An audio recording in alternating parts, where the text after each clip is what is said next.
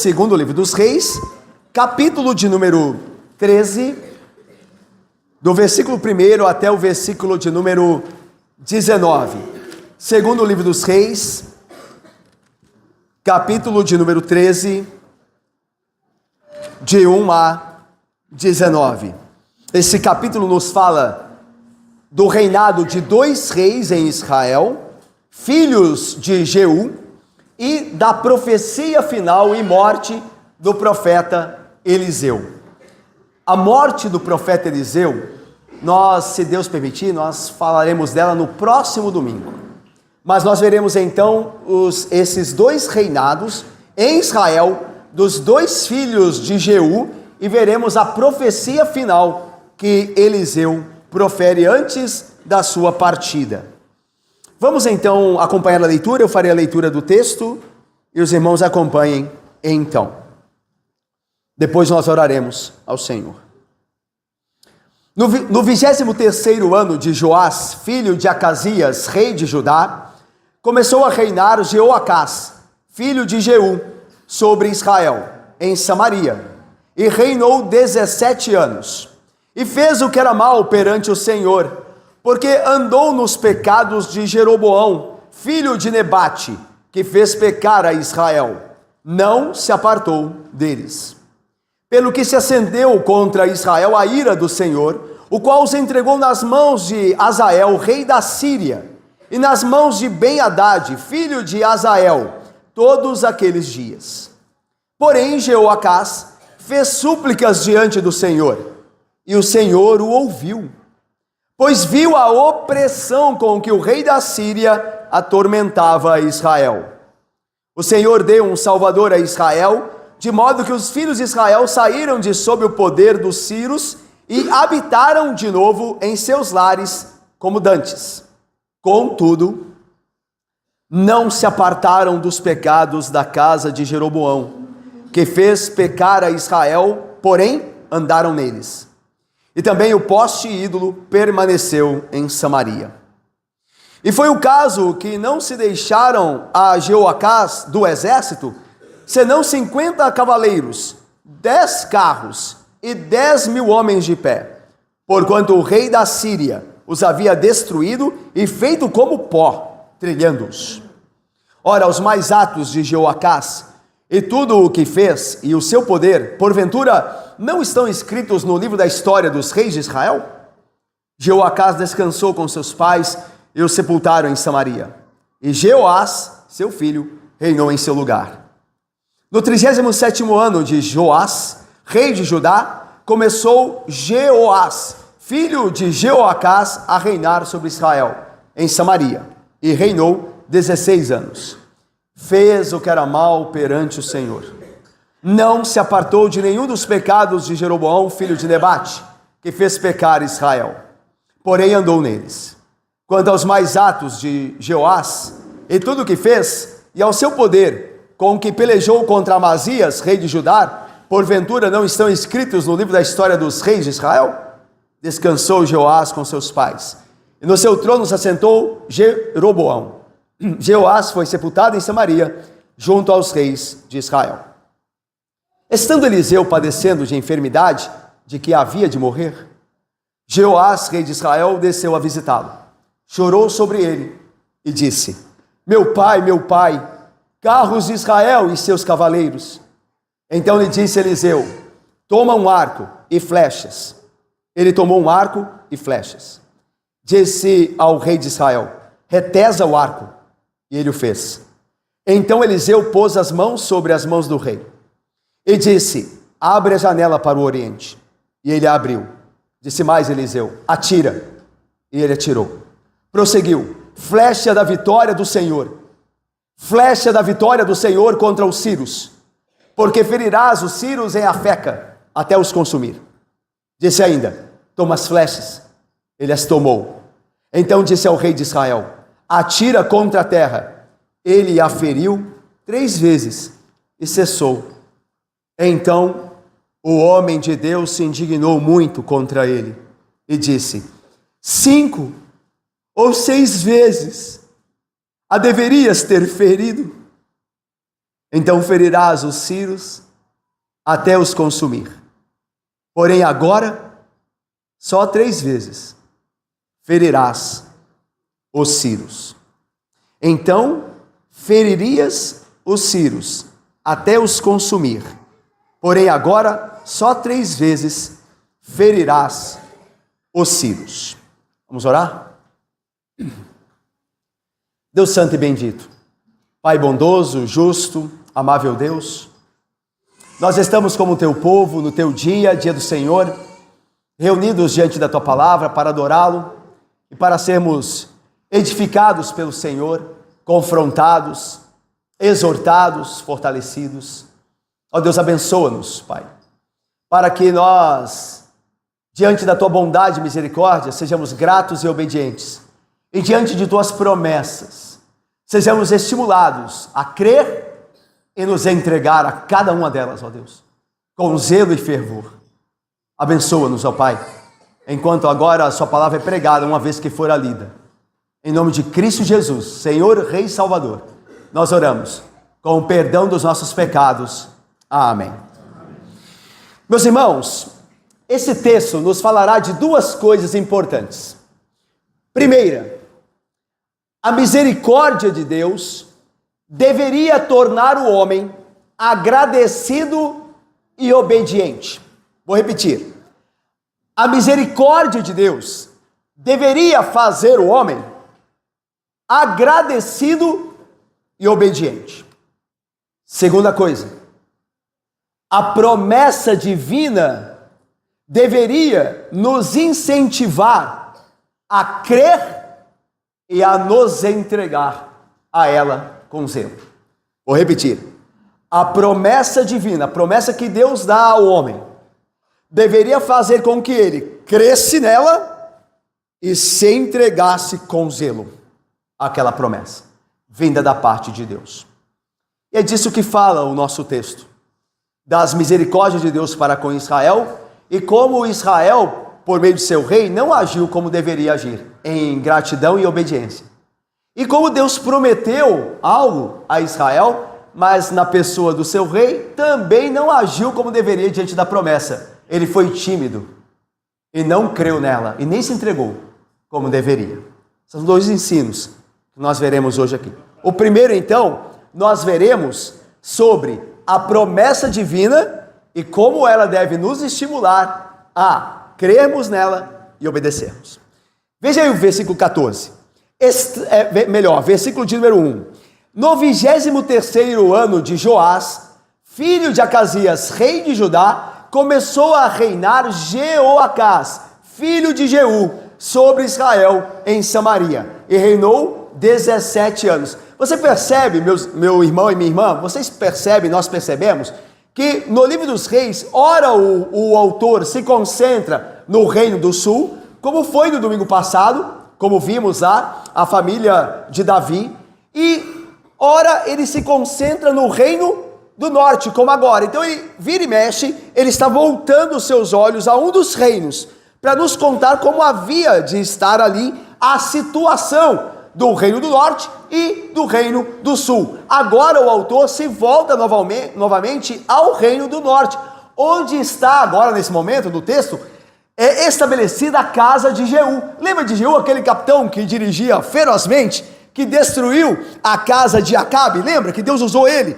Ele obviamente não foi reto de todo o coração diante do Senhor, mas por ter cumprido a promessa de Deus quanto à destruição da família de Acabe e do culto de Baal, Deus disse a ele, prometeu a ele, que a família dele, a casa dele, estaria sobre o reino de Israel durante 4 gerações. Ou seja, 4 filhos de Jeú reinariam sobre Israel. Só 4. Depois eles seriam destituídos por conta do pecado de Jeú. Então, é isso que está acontecendo aqui. O primeiro filho de Jeú, segundo a promessa de Deus, o primeiro dos 4, segundo o que Deus prometeu, o primeiro começa a reinar. E diz aí a Bíblia que o nome dele era Jeoacás. Mas olha o que diz o versículo 2, que convenhamos, não é surpresa, Sofia, nenhuma, diácono João Felipe, presbítero Marcelo e Luci. Não é surpresa nenhuma que diz o versículo 2, no que concerne ao reino de Israel. Vamos ler juntos? Olha o que diz aí, leiamos. E fez o que era mal.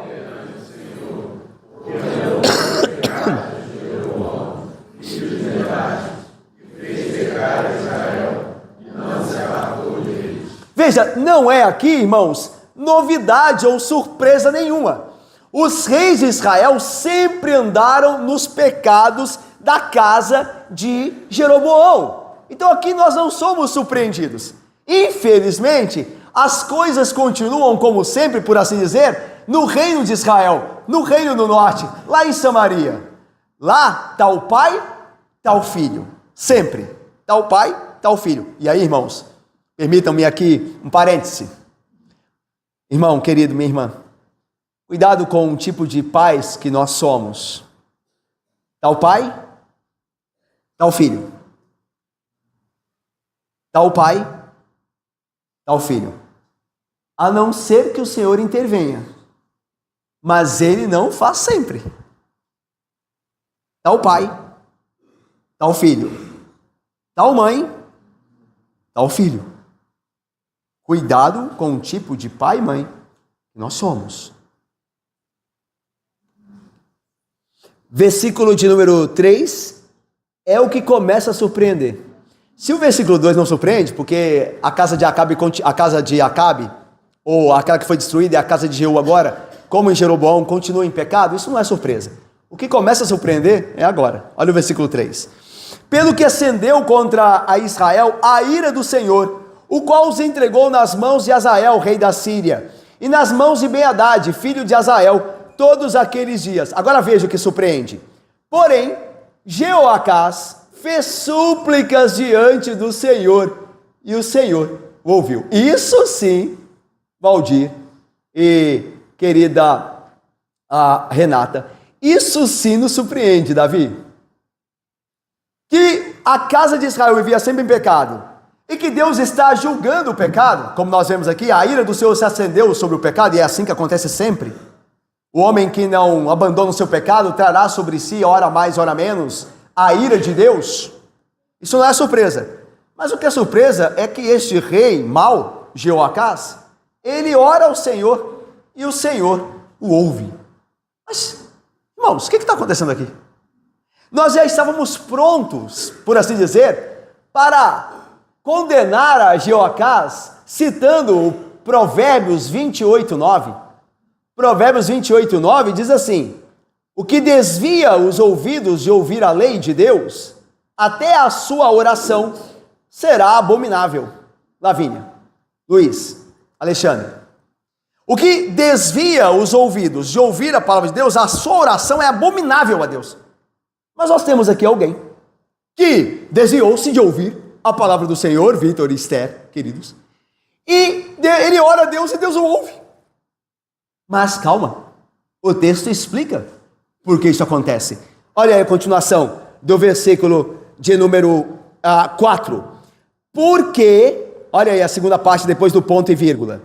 Porque, o que acontece? Leiamos. Viu a opressão com que o rei da Síria... Presbítero Cortes, Dona Lúcia, Deus, Marcela, ele não ouviu a oração do rei Jeoacás porque ele era piedoso. Não tinha muito a ver com o Jeoacás, mas com o povo de Israel, o povo da aliança que estava sofrendo e sendo oprimido e quase destruído pelas mãos de Hazael, rei da Síria. Naquele contexto geopolítico, por assim dizer, ora Israel, o reino do norte, sofria nas mãos da Assíria, com A, ora sofria nas mãos da Síria, com S. Então era um ou outro. Quando você vê um deles oprimindo a Israel, é porque o outro está passando por algum problema nos seus exércitos, na sua administração, na sua política, e não podem fazer campanhas militares. Aí, quando o outro não pode, o outro faz. É sempre assim, ora é a Síria, ora é a Síria, que está oprimindo a Israel. Aqui no caso é a Síria, onde Hazael havia sido por um golpe, lembra? Ele matou o rei lá, quando o profeta anteriormente havia proferido e prometido, ele havia agora Azael se sentado no trono da Síria. Mas veja só, meus irmãos, o Senhor é um Deus bondoso. Nós somos infiéis muitas vezes, mas Deus permanece fiel. Deus havia entrado numa aliança com o seu povo, e a sua bondade fiel, a sua fidelidade em bondade, jamais será esquecida. Tanto que esse Deus é o mesmo Deus que, mesmo um povo não merecendo o seu socorro, como era o caso do povo de Israel, que estava em pecado e idolatria, não merecia o socorro de Deus, Deus o socorreu pelas suas muitas misericórdias. Deus ouviu a oração do seu representante e haveria de enviá-los um Salvador. Este Deus é o mesmo Deus nosso, é o mesmo Deus do passado, hoje e sempre será. É o Deus, por exemplo, que no Egito, lembram-se? No Egito, ele ouviu o clamor dos filhos de Israel. Olha o que Deus diz: pois o clamor dos filhos de Israel, dizendo a Moisés, chegou até a mim, e também vejo a opressão com que os egípcios os estão oprimindo. Êxodo 3, 9. Aquele povo de Israel, o povo hebreu no Egito, não merecia a misericórdia de Deus, era um povo pecador também. Você sabe disso. Quando Moisés chega lá para salvá-los, eles reclamam. Deus vai usar de misericórdia para um povo que não merece, e quando Deus vai fazer, eles vão reclamar. Eles vão dizer a Moisés: nós estávamos melhor quando você não veio. Enquanto você não estava aqui, nós estávamos melhor. Agora temos que trabalhar mais. Veja, era um povo que não merecia, mas pelo sangue, lembram-se? O anjo do Senhor, que deveria destruí-los pelos seus pecados, a Israel, aos hebreus também, os poupou pelo sangue, não porque eles mereciam. Da mesma forma que esse Israel agora, oprimido não pelo Egito, mas pela Síria, Deus é misericordioso em socorrê-los. E ele promete socorrê-los no versículo 5. Olha aí, como é que Deus iria socorrê-los? Leiamos juntos, irmãos, por favor. O Senhor deu um Salvador.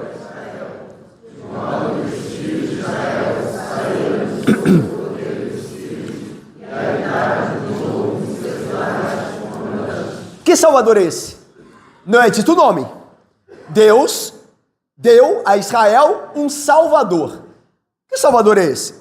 Há algumas hipóteses, algumas possibilidades levantadas pelos estudiosos do texto. Alguns dizem que esse Salvador poderia ser um dos reis da Assíria. Por quê? Um dos reis da Assíria se fortaleceu naquele período em que a Síria cercava Israel, o reino do norte, e fez com que a Síria temesse a Assíria e deixasse o cerco de Israel, de Samaria, para se defender deste novo rei que se levantava com força na Assíria. É uma possibilidade. Mas há uma outra possibilidade que nós cremos ser a melhor, e tem até apoio no texto, que o Salvador que Deus haveria, esse Salvador aqui, irmãos, não é um Salvador espiritual, como Cristo é real e espiritual, o maior Salvador. O Salvador que Deus promete aqui é um Salvador político, um Salvador, alguém que vai vencer uma batalha. Essa é a ideia, que vai salvá-los do cerco da Síria, da ira do Senhor sobre eles. E é interessante, né, como Deus provê o juízo, mas ao mesmo tempo provê a salvação. Ele faz as duas coisas, ele julga e ele salva. Ele que enviou a Azael da Síria para cercar a Samaria, mas ele também vai enviar um outro Salvador para livrar esse mesmo povo. Então Deus é aquele que julga e aquele que salva. Ele faz todas as coisas, como diz a Isaías, né? Eu, Senhor, faço todas as coisas, e não há Deus além de mim. Eu crio o mal e crio a paz. Eu faço tudo. Então Deus julga, Deus salva, ele faz todas as coisas por meio daqueles que estão à sua disposição, suas criaturas, para ele usar como lhe agrada. E aí, o texto diz então, que não diz o Salvador. Alguns acham que então era um dos reis da Assíria, que começou a se fortalecer, e a Síria, que cercava Samaria, voltou-se preocupada para o norte, e deixou Samaria por um tempo em paz. Mas é bem provável, e aí sim, voltamos aqui, a uma segunda posição que eu creio que tem base no texto, é que esse Salvador seria o filho de Jeocás. Olha aí, versículo de número, no capítulo 13, versículo de número 10, diz aí de Jeoás, que era o filho de Jeocás. Jeoás, é possível ser esse Salvador prometido? Aí no versículo de número 5. Por quê? Porque lembra da profecia que nós vimos? Quando Eliseu está morrendo? Ele fala a Jeoás, pega o arco, pega a flecha, atira para a terra. Vitória do Senhor contra os sírios. Vitória do Senhor contra os sírios.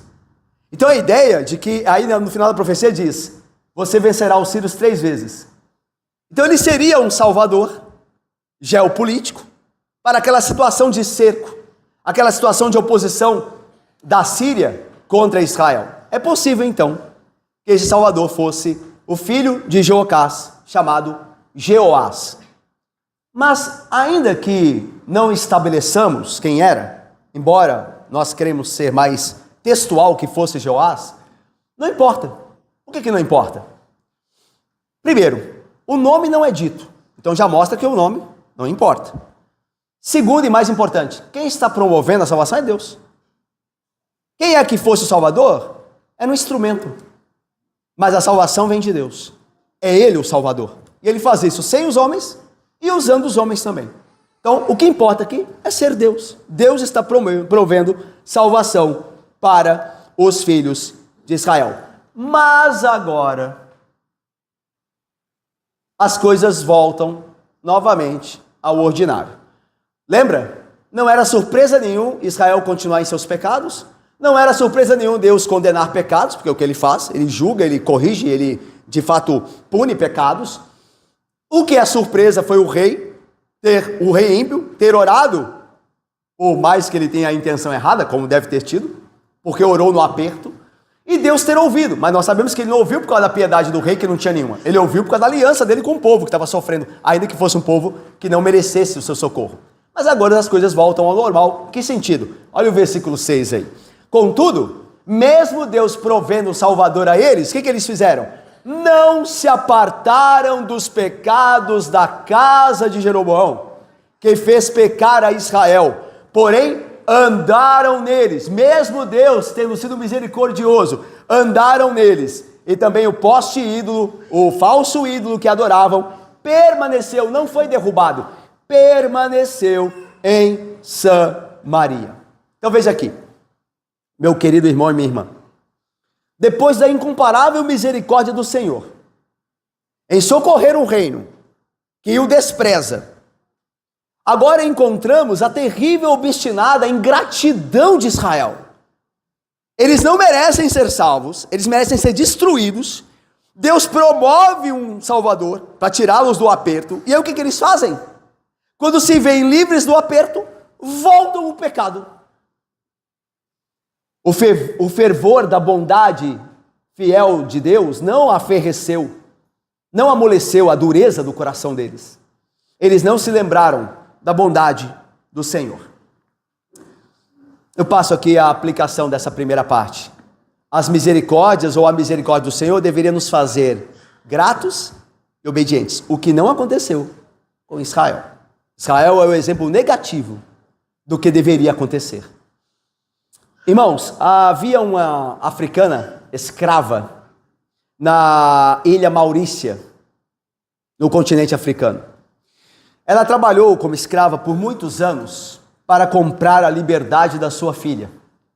Ao invés de ela trabalhar pensando na sua própria alforria, na sua própria liberdade, ela pensou na liberdade da sua filha. Ela queria que a sua filha não fosse uma escrava como ela, que a sua filha pudesse andar calçada. Os escravos não andavam calçados. E ela queria ver sua filha livre, calçada. Não como uma escrava, mas como uma mulher livre. A mãe então trabalhou por muito tempo. E por fim conseguiu comprar de seu senhor a liberdade de sua filha.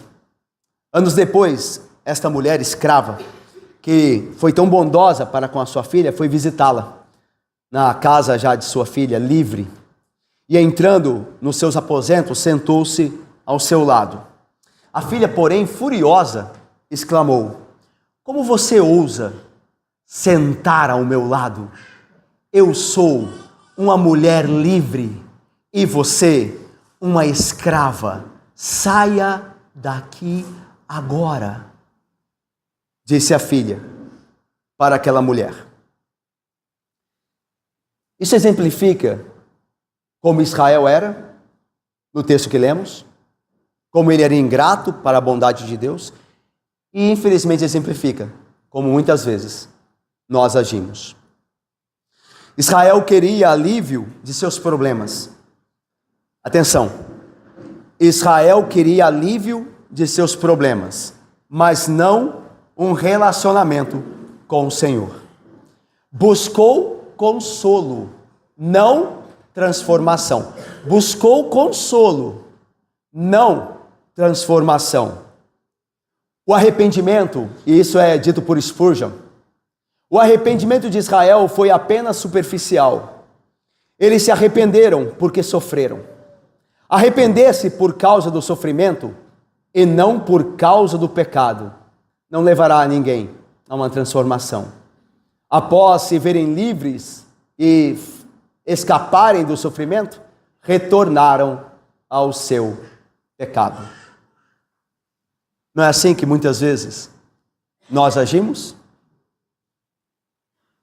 Quando Deus nos aperta por causa dos nossos pecados, nós corremos para Ele.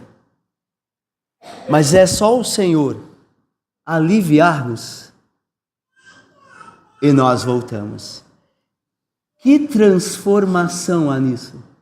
Senão um coração vil e ingrato.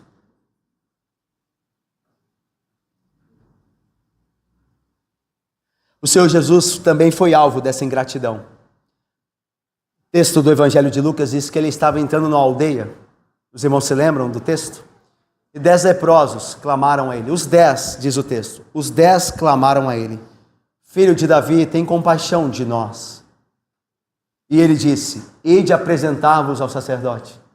E enquanto eles iam, a pele dele, dos leprosos, toda ferida, ficou como a pele de uma criança. Mas, diz o texto, apenas um retornou para agradecer ao Senhor. E o Senhor Jesus disse: Onde estão os outros? Os outros 9. Somente esse estrangeiro, provavelmente um samaritano, somente esse estrangeiro é que voltou para ser grato. Veja, meus irmãos, como em nossa natureza caída, nós somos totalmente inclinados à ingratidão. Totalmente. Totalmente. Será que é assim contigo? Você só busca o Senhor quando os problemas aparecem? Às vezes eu vejo pessoas, entendam aqui, por favor. Às vezes eu vejo pessoas que quando têm grandes desafios na vida, começam a buscar a Deus. Isso é muito comum e nós podemos fazer isso, se Deus não nos guardar. Às vezes é muito natural pais começarem a ir mais à igreja porque seu filho nasceu. Então eles começam a vir muito na igreja. Isso é uma bênção. Ah, quem dera, quem dera. Toda a família soubesse que os filhos só estarão guardados se estiverem no Senhor. Quem dera, louva a Deus pelos pais que trazem seus filhos à igreja. Mas não pense que se você não for do Senhor, alguma bênção haverá antes para o seu filho. Porque os filhos estão aqui, como tenho dito, geralmente uma vez por semana, aos domingos. Mas com um pai e uma mãe, vivem todos os dias. Todos os dias. E se não houver piedade no lar, não espere ordinariamente que trazer seus filhos uma vez na igreja fará alguma coisa. Ordinariamente. É verdade, irmãos, Deus pode ser misericordioso, mas nós não nos valemos disso para vivermos relaxados sem a nossa responsabilidade. Isso deveria muito mais nos incentivar a uma vida grata pela misericórdia de Deus e obediente. É assim também conosco. Quando nós estamos doentes, estamos mais crentes. Se estamos atribulados, procuramos o Senhor. Mas quando nos vemos logo livres, voltamos aos nossos pecados. Muitas vezes aqueles mesmos pecados que nos trouxeram aquela tribulação, na qual nós clamamos a Deus. Não é verdade? O mesmo pecado que nos trouxe tribulação, para que clamássemos a Deus, é o mesmo que depois, sendo aliviados, voltamos a eles. Alguém assim espera realmente entender-se como transformado? Alguém acha que está enganando a Deus assim? Sabe o que eu creio que é a lástima de um homem, uma mulher hipócrita? É que ao enganar os outros, ela acha que pode fazer isso com Deus. Ela está tão acostumada a ser dissimulada, e ela consegue certas vantagens, ela consegue enganar algumas pessoas, e ela acha que pode enganar a Deus. Lembra do que eu tenho dito? Na verdade não sou eu que digo, mas eu sempre tenho repetido essas coisas. Alguém pode enganar por muito tempo pouca gente. Alguém pode enganar por pouco tempo muita gente. Mas ninguém poderá enganar por muito tempo muita gente. Porque tudo o que é oculto será revelado. Eu quero ajudá-los, irmãos, como a mim mesmo, a não viver uma vida falsa. Porque isso só terá tragédia a você e aos seus. E muitas vezes prejudicará a própria igreja de Cristo. Não busque o Senhor apenas quando as coisas apertam. Sim, o Senhor nos socorre quando as coisas apertam. Mas não o busque apenas nisso. Porque senão você não quer ser transformado. Você apenas deseja ser aliviado. Lembremos então, para terminar essa parte, lembremos então sempre a nossa alma do que o salmista lembrou a dele. Olha o que ele diz. Bendize, ó minha alma, ao Senhor, e tudo o que há em mim, bendiga o seu santo nome. Bendize, ó minha alma, ao Senhor, e não te esqueças de nenhum só dos seus benefícios. É o Senhor quem te perdoa de todas as iniquidades e quem te sara de todas as tuas enfermidades. Quem da cova redime a tua vida e te coroa de graça e misericórdia. Não te esqueças da misericórdia do Senhor. Conte-a sempre.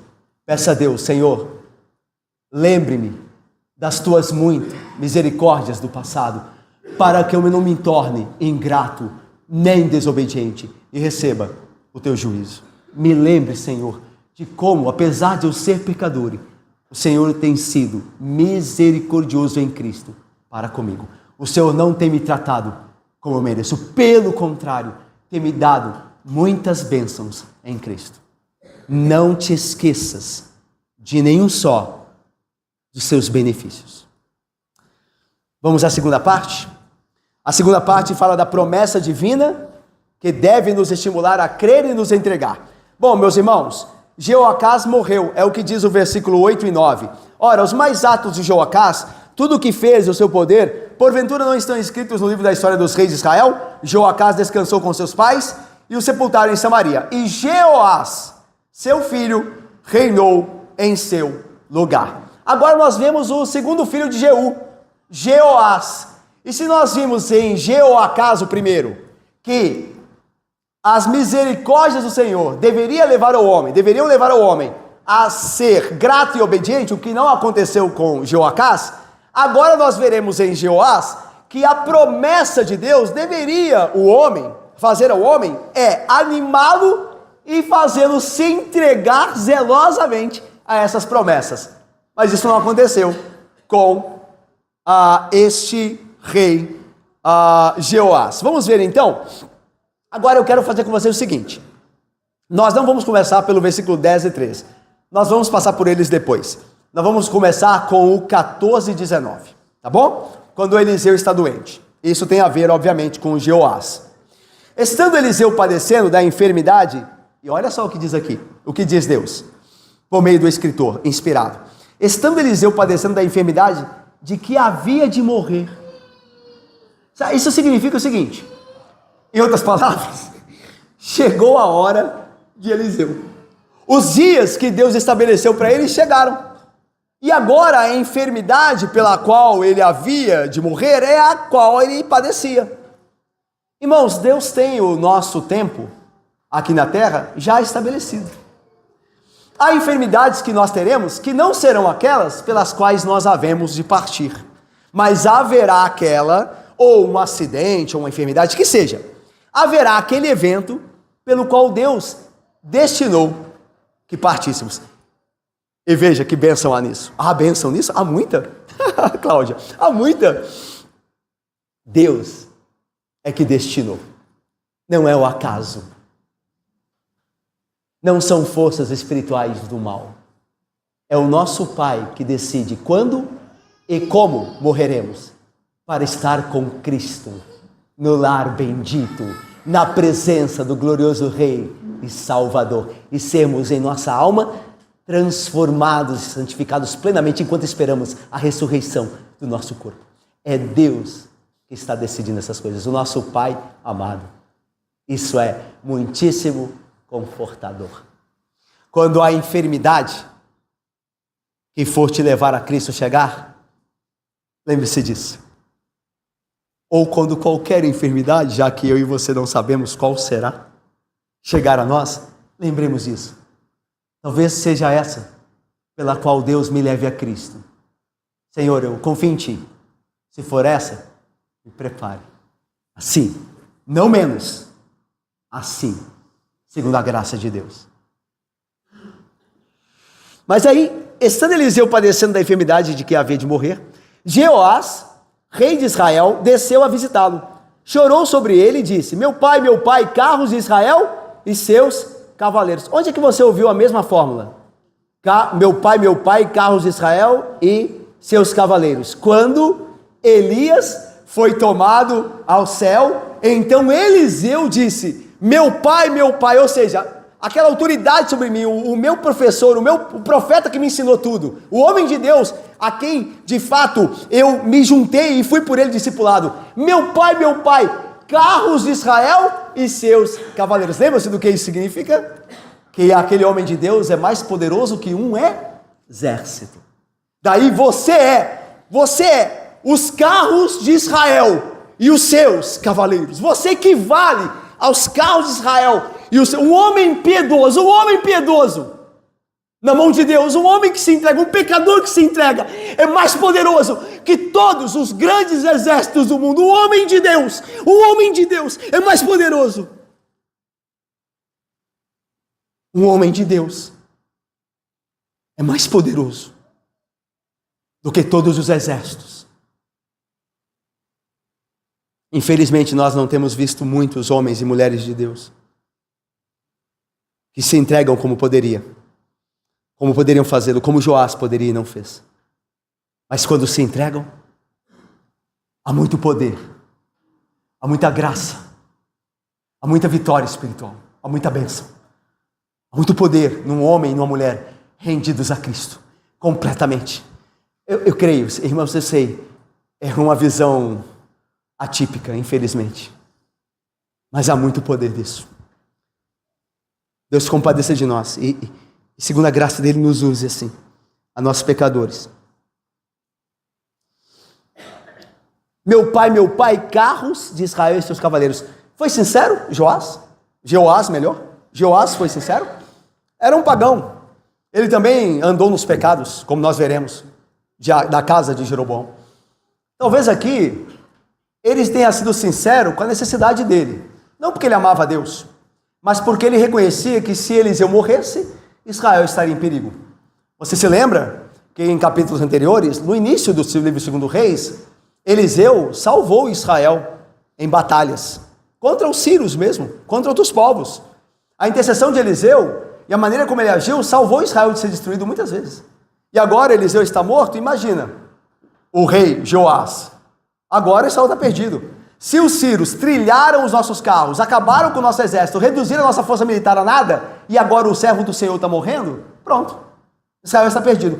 Então talvez Jeoás esteja mais preocupado, como Jeoacás, o pai dele, com a situação política, do que com piedade de fato, em lamentar um homem de Deus, indo para ter com Deus. E aí veja o que acontece aqui, versículo 15 a 19, nós vamos ver em uma só vez aqui. Então lhe disse Eliseu: toma um arco e flechas.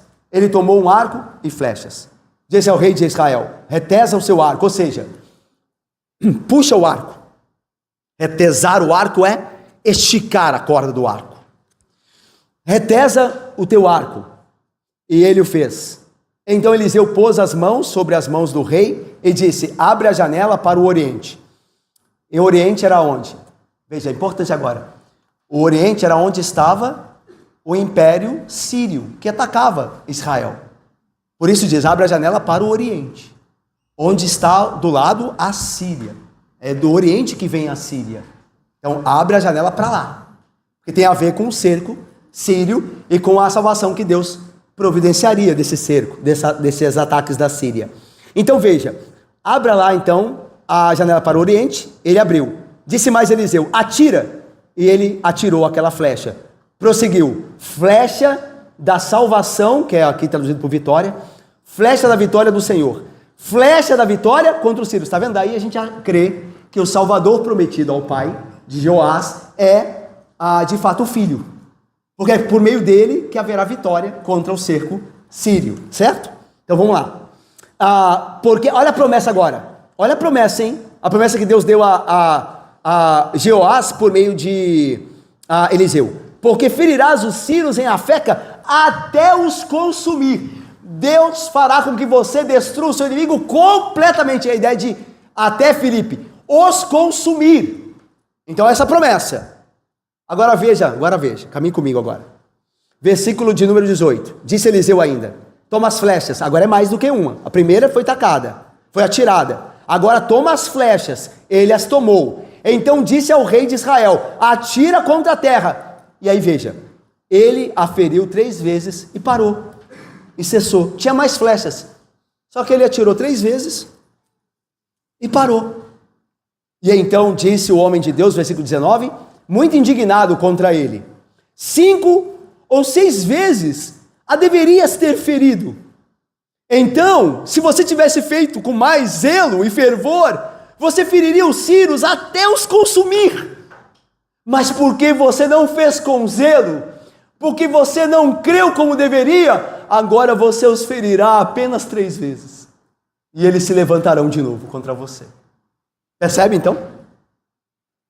Primeira flecha. Jeoás sabia o que estava acontecendo, porque quando ele atirou a primeira flecha, o profeta disse, flecha da vitória. Essa flecha, é óbvio que é um ato simbólico, mas falamos de uma realidade, flecha da vitória. Essa flecha significa vitória contra os sírios. Pega mais flecha, atira as flechas. Ele, 1, 2, 3 e parou, com muitas flechas ainda. Aí o profeta disse, só 3 vezes, Deus quer te abençoar, e você parou. Você tinha que tacá-las e lançá-las até eu dizer pare, mas você não creu como deveria. E agora você terá pouco.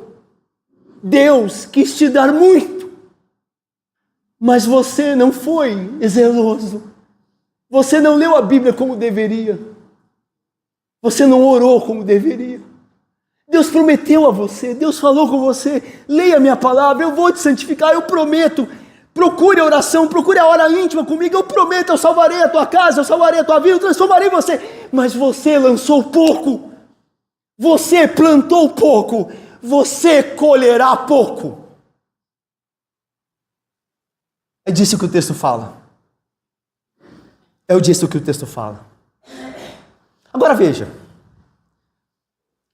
Por que nós vemos aqui no final esse episódio de Eliseu, as flechas com Joás? Por que nós vemos aqui no final? Sabe por quê? Agora nós voltamos aos versículos 10 a 13. Os versículos 10 a 13 resumem a vida e o reino de Joás. Olha só, vamos lá. Versículos 10 a 13, olha aí. Vamos ler juntos? 10 a 13, por favor? Leiamos, me ajudem aí, irmãos, por favor. Leiamos. No 37º ano de Joás, rei de Judá, começou Joás, filho de Joacás, a reinar sobre Israel, Samaria, e reinou fez o que era mal perante o Senhor, não se apartou de nenhum dos pecados de Jeroboão, filho de Nebate, que fez pecar a Israel, porém andou neles. Quanto aos mais atos de Joás, e a tudo o que fez, e ao seu poder, com que pelejou contra Amazias, rei de Judá, porventura não estão escritos no livro da história dos reis de Israel? Descansou Joás.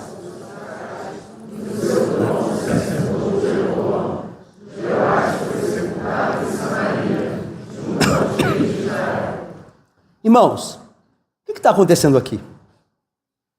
10, 13, o resumo da vida e do reinado de Jeoás. Aí, tá bom. Aí você, não é assim que acontece? Você está lendo a Bíblia? Aí está lá a fórmula final do reino de algum dos reis, ou de Judá ou de Israel. Fala lá, e morreu, e foi enterrado e tal. Aí você olha para o próximo texto, você pensa que vai continuar a história do outro rei. Só que aí tem outra história de Jeoás. O que está acontecendo? Por que o autor retorna a Jeoás para contar o episódio das flechas? Deu para entender? Não parece lógico.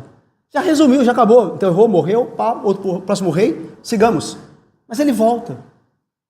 E aqui, o Espírito de Deus faz com que o autor do livro escreva assim para nos chamar a atenção. Tem alguma coisa importante nesse evento. Tem alguma coisa importante acontecendo aqui na questão das flechas. Sabe por quê? Porque o autor deu destaque a essa história. Ele podia ter terminado o texto com a morte de Jeoás. Os versículos 10 e 13 resumem toda a vida de Jeoás. Agora veja, agora preste atenção nisso aqui, meu irmão, minha irmã.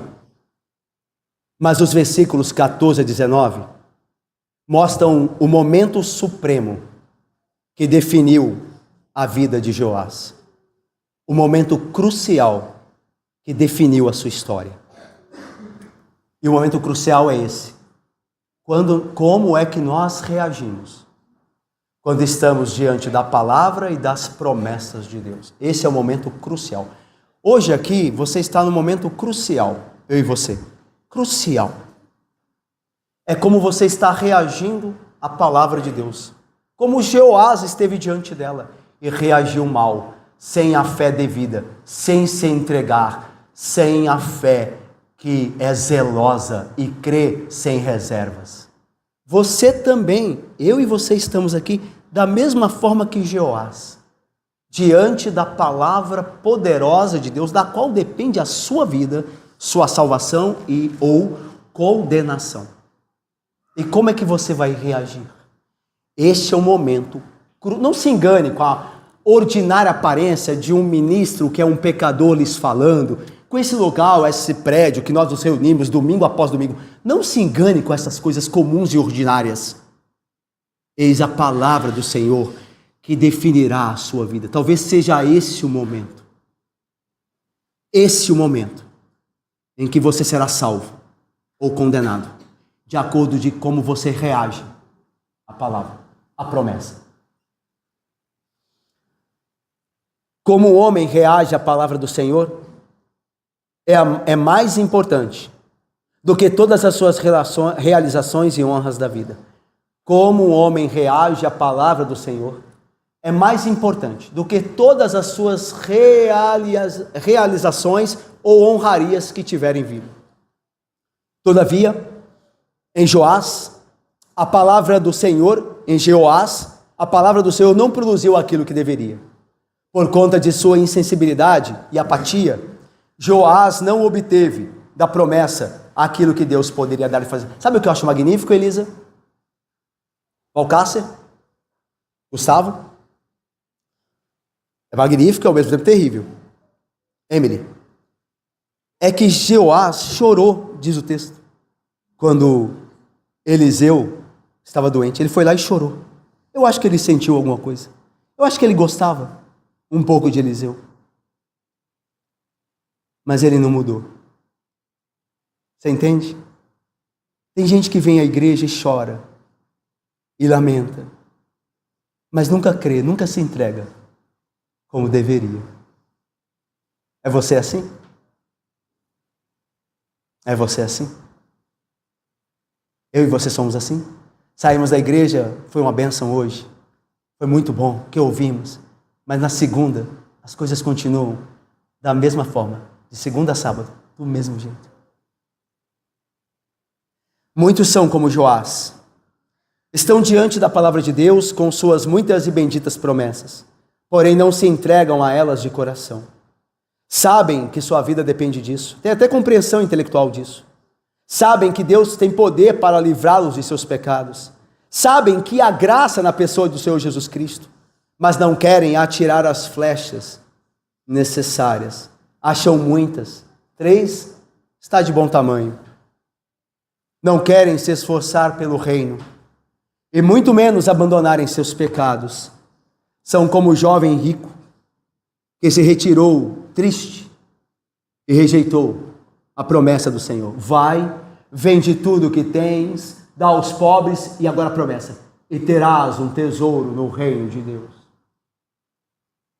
Ele parece ser disposto, porque ele foi procurar: bom mestre, que farei eu para herdar a vida eterna? Tem muita gente que chega bem disposto à igreja. O que farei eu para ser mais santo? O que farei eu para ser melhor marido, ou melhor esposa, ou melhor filho? O que farei eu? O que farei eu? Faça isso e isso. Isso é demais. Isso é demais.